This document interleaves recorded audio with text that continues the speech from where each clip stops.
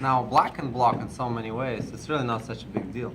But really, the way to go is knight fd7, because otherwise, if you play this, then this pawn you push the pawn here, and all of a sudden, black doesn't have any way to get out of this. The pawn is about to come and hit the knight here. So, and same with the bishop, it just gets it all, it makes it awkward. So knight fd7 really is the way to go.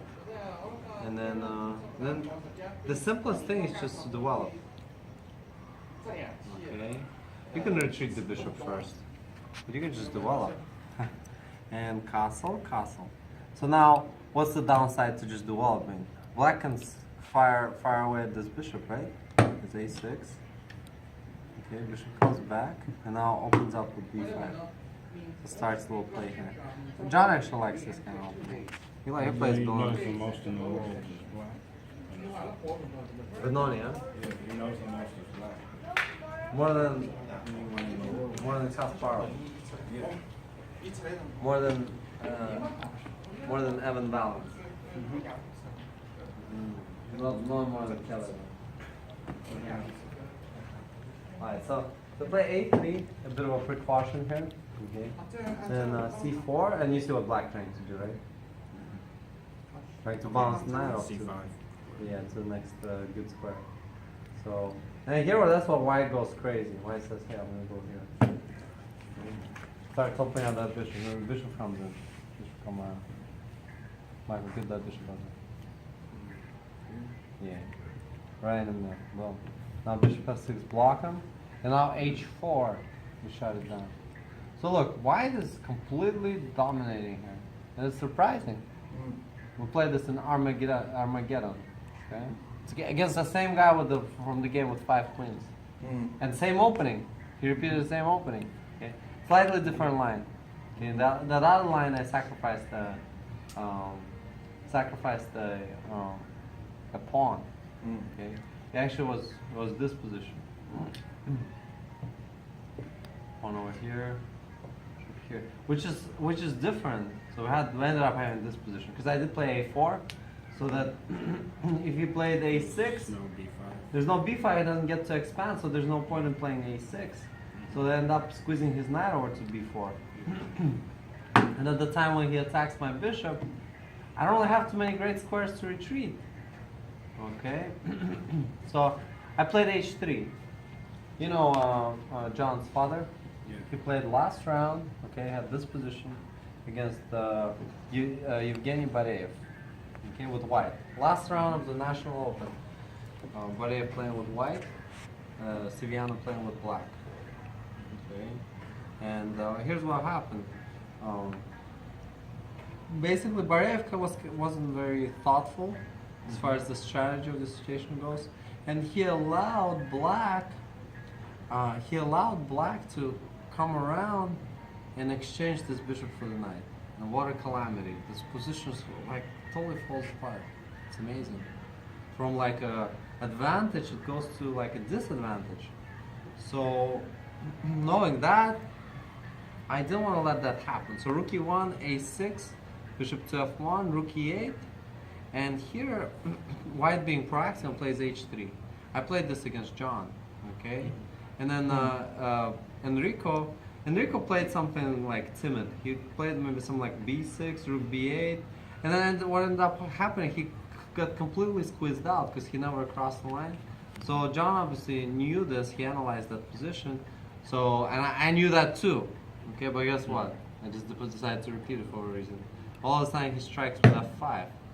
Okay, and that's not easy. Okay, he starts directing his pieces towards these weaknesses.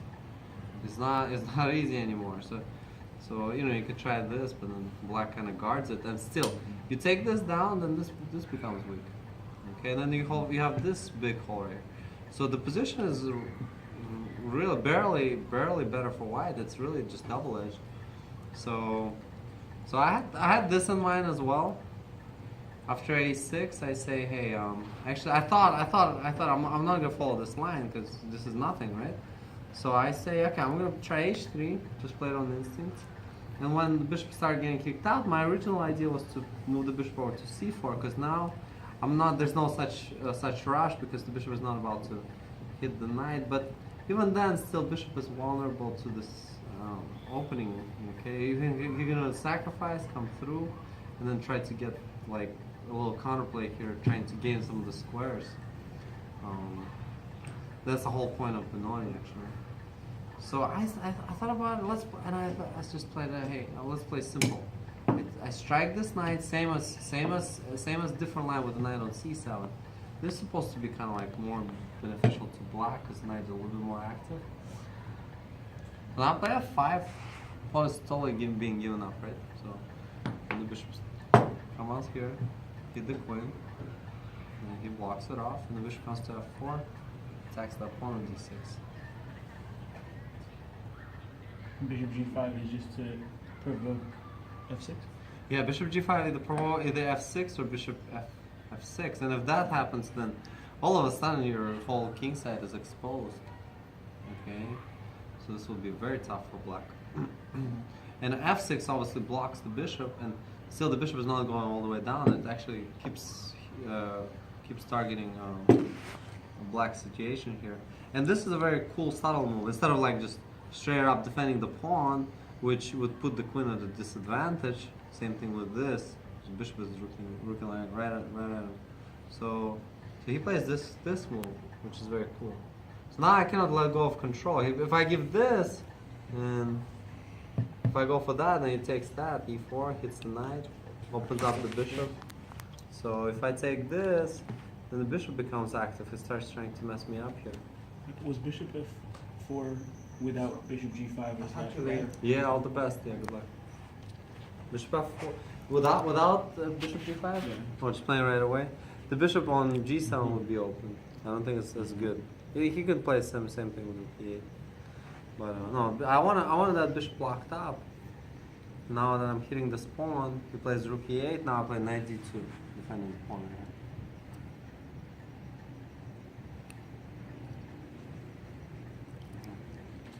Now, if it takes, then he gets in bigger trouble because his pawn on d6 is hanging, and the pawn on d6 is still hanging. But guess what? He says, "Hey, I'm just gonna go on strike right here." He's setting me up. Bishop takes, queen b6, hitting the king right there. I retreat over to g3 because now he goes c4. He doesn't get that tempo. The bishop on f4, c4 would be very unpleasant. Check, and then knight comes and hits the bishop. With the bishop on retreating over to g3, if he plays c4. I just hit him right in. He's gonna adjust. My bishop comes right back, and now he's getting killed on the king side. Okay, so he comes in with the knight. I pick up the pawn, plays c4. Actually, here's the thing. Here's one thing I realized. I say, hey, I'm gonna trade these pawns and trade the rooks because it's to no avail for me to have that rook standing over an a1. So he actually just went ahead and traded instead of playing c4 intermediate check. So then I traded, and look, the rook kind of goes away from the protecting the king side, and I win a pawn. So now I'm a pawn up. c4 check. I move to the side, and he comes right in. Why is he playing queen d4? Centralizes queen. Yes, now he wants to push here. He wants to pick up this pawn. He wants to create some damage. And here's I come up with the idea.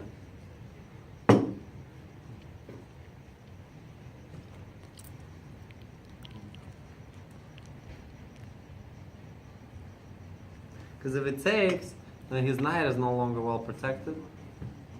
Yeah, I just come in and pick it up. He doesn't have time to defend. So after knight b3, he realized that, hey, I don't have anything better. He just goes back to b6. Now I could even repeat, but obviously no point in doing that. So I push this pawn forward, d6, aiming to come right in and come right in.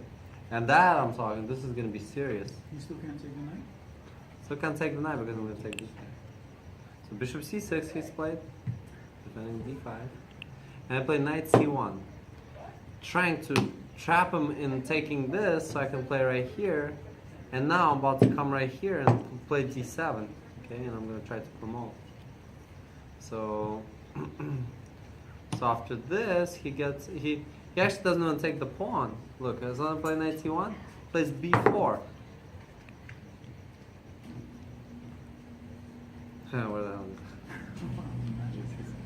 is it? Yeah. So b4. The idea being that if I take, which I did, it takes this knight. Yeah, I didn't realize that. This is a beautiful move here. Oh, take. Oh. Well, look, I for one thing here, I saw the variation. I was totally killing him with queen g4. About to hit this, hit the king. If knight b2, then I bring my rook over to e1. Okay, and rook e7 is coming. This, here, knight e4. And I started, even though he has those pawns, man, he's not going to survive here. Bishop takes, and I play d7, and I promote. It's kind of a double-edged position. What ended up is total chaos. Instead of this, these pawns were pushing forward with a similar kind of opportunity for me. I just gave him way too much. Okay, had a big winning advantage, but just didn't quite trust my intuition. So b4, knight takes d3. I played b takes c, and I was calculating this rook is here. I was calculating this crazy idea, but just didn't play it. You know, I calculated everything worked well. 95, pawn takes, f6. He cannot defend here. He has to take here, attack the pawn on g2. Okay, attacking a mate, and now he takes here, saying that hey, you take my queen, my pawn is gonna be right at your door. Okay? Now the trick is queen check. I can come down to f5, guard both this b2 and attack f6 and take this right here. And believe it or not, white is winning because there's all this extra checks that will hit the pawn. What is the queen sacrifice on b2? Is it a bad move? It's not. It's kind of like one of the few things that he can do after 95. He does accept the sacrifice. And that was the painful thing. I mean, I saw 95. I saw that queen sacrifice. I saw that he couldn't do it properly. Okay? He wasn't going to be able to succeed with that. Look, rook is here. Yeah, so we traded this off. Yeah. So yeah, 95 was a killer idea. 95 was a killer idea. And he would have had to take here, then cannot take the knight. Play knight c4, attacking both the queen and b2, and then I push here. When he takes, then I take this guy. So now it comes down, this is the best variation. It comes down to white having one extra pawn. The bishop is kind of shut down. Not a big deal. Actually, black is able to survive this. This is not a big advantage for white. But it certainly looks like it, you know, because the knight comes in, starts harassing the queen. As long as you can defend the king side, you should be in a great shape. But look, with this, all this pawns promoting, all this stuff happening, say, what do I do, right? So, I kind of got sidetracked, okay? And in this position, I played knight f4. Okay, pawn takes. Knight h5 was killer. That was still gonna work because after queen g4, I'm hitting f6. Okay, so knight h5 was a killer. I played knight e6. Knight h5 was probably gonna be a draw or something like that. I played knight e6, no chance. I missed this move, which is the simplest thing in the world. And he's about to ready to promote. Bring my queen over to g4, hit his bishop. Queen b7, I take the bishop in the hopes that he takes, then I take and pick up the bishop, try to promote the pawn. Even though he picks up the rook and makes a queen, I'm going to be able to try to go for a queen here. Still losing for me. Still losing for me. With perfect defense, he can get a winning situation. Okay. Now, he actually didn't play that. He took the rook, played knight h5, check. Okay. I played knight e6, check. Because knight h5, he can run away this way. I don't know how to chase him. Knight e6, if he goes king f7, queen g7, queen f8, and queen d8 mate. So he has to go to the corner. And that's why I thought I got him.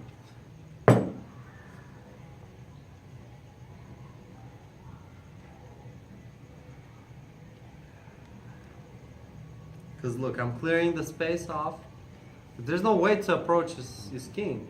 Queen d4 is not good enough. Because he checks, makes a queen. When queen comes back and retreats, you're winning. See, he wants to check and make a queen. That stops the queen from defending f6. Bishop e5, pawn takes. Now the queen can't defend. Yeah, queen cannot defend. Now I'm about to win with queen d8. He makes a check. King takes. He makes a queen. Here. I say, how high do you save this position now? Because he doesn't have any checks with the queen. You've seen this game, right? No.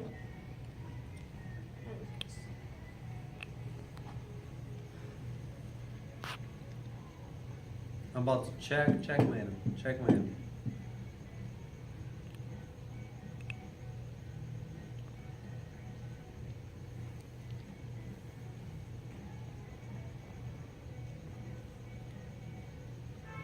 He plays queen f7. I come in with a check. He plays bishop e8 and I play d7. I was gonna ask if queen takes f5 before. You're getting late. Well, here I came in right away. Oh, you're talking here. Yeah, this I'm just gonna take him back. You're gonna go up that queen. Well, he comes back. He comes back here. Check here. d7. Look, if queen takes, what's gonna happen? Wait.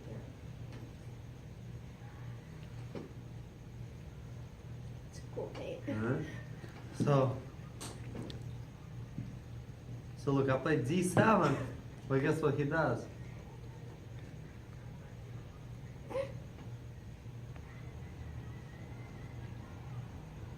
Wait here. Yeah, queen comes back in defense. So now if I take the queen, and he has two queens defending. So I play knight c5. He takes, and I get the bishop, and I get that queen. So guess what? He pushes forward. I go queen c8, right, to promote. He just keeps on pushing forward.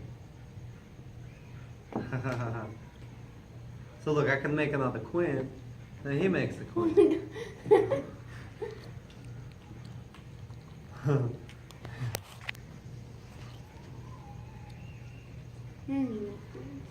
We run out of rooks. This is off the rook. Huh? Bad puns. Seriously, like what happens? It's so weird, like is it weird to calculate with multiple queens on the board? No, but unfortunately, just white doesn't have anything. I mean, this is really well. This is Stonewall, and the queen comes in here. That's it. King is checkmate in 2 moves here. It's just weird to calculate things when there's a bunch of queens on the board because it's like there's just so much border. Well, in a way, it's also way more solid. So like you like, oh, I'm about to get him, but no, I have that extra thing.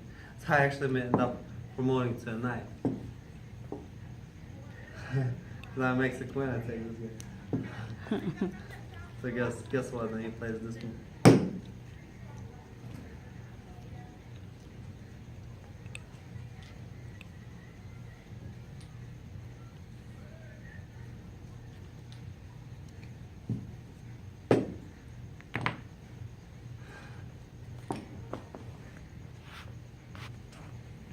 Now, like if you play something like this, right? You're like a step away from mating. And actually, like if only like white had a bishop here, white would be winning here. Well, yeah. Black would have to sacrifice a queen, make another queen, and try to do perpetual problem. Oh, yeah. Well, But if something was defending the king, this would be even with 3 queens present. Like you put another pawn right here. Even with 3 queens present, how are you defending against that mate? No way to defend against that mate, or this and this. So the problem is that he's gonna sack his queen, knight takes, bring the other queen, and checkmate with the other queen. Because he has so many queens. So I resign. it's like the weirdest game you've ever played. Yeah, but I had so many great opportunities. How long did this take? Like to calculate? It's calculation, the whole game calculation. You see, that's why it's fun playing against strong players. How long was the game? It's an hour and a half plus 30-second increment plus 30 minutes up to 40 Oh, I moves. thought it was like 6 hours. So we didn't quite get to 40 moves now. Oh, actually we did get. I guess